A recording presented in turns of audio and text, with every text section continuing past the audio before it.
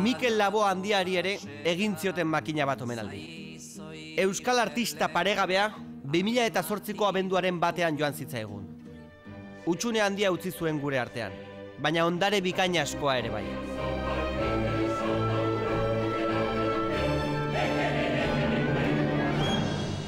Hartaz oroitze hutsak oiakitan jartzen gaitu, gure bizitzan beti presente egon zen pertsonaje bat izan zen,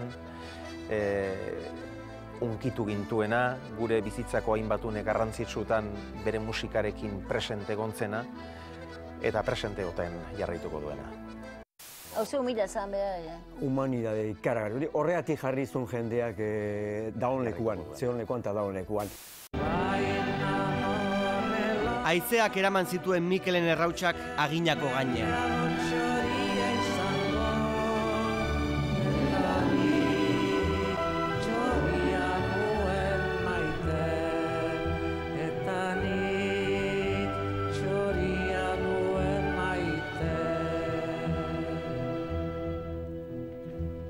Baina haren kantuek gure artean jarraitzen dute, gure kulturaren parte bihurtu dira eta.